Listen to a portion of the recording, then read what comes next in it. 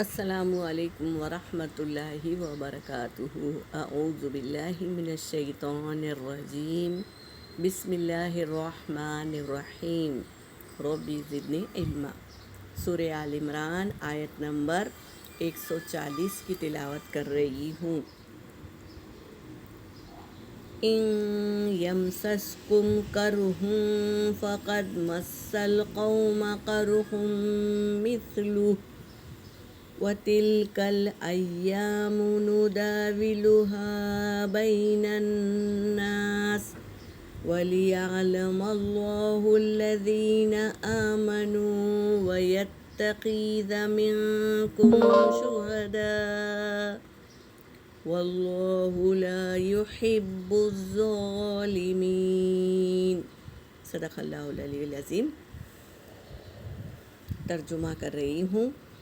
ان کا مطلب ہے اگر، ان یمسسکم اگر چھوئے گی تمہیں، قرحن کوئی زخم، یعنی پہنچے گا تمہیں کوئی زخم، فقط پس تحقیق کے مسل قوم چھوئے گی اس قوم کو بھی زخم، مثلہ اسی کے مثل، یعنی تم کو اگر تکلیف پہنچی ہوگی، کوئی زخم پہنچا ہوگا تو وہ قوم کو، یعنی جو سامنے لڑے تھے اس کو بھی وہی تکلیف پہنچی ہوگی، اس کے مثل ہی تکلیف پہنچی ہوگی۔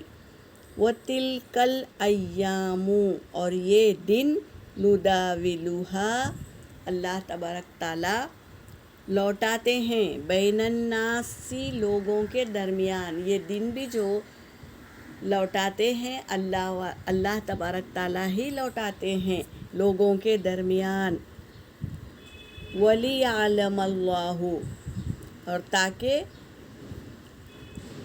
وہ جان لے اللہ، یعنی اللہ جان لے، الذین ان لوگوں کو جو آمنو ایمان لائے، ایمان والوں کو اللہ پرکھ لے، جان لے، اس لیے ایسے دن اللہ تبارک تعالیٰ لاتے ہیں۔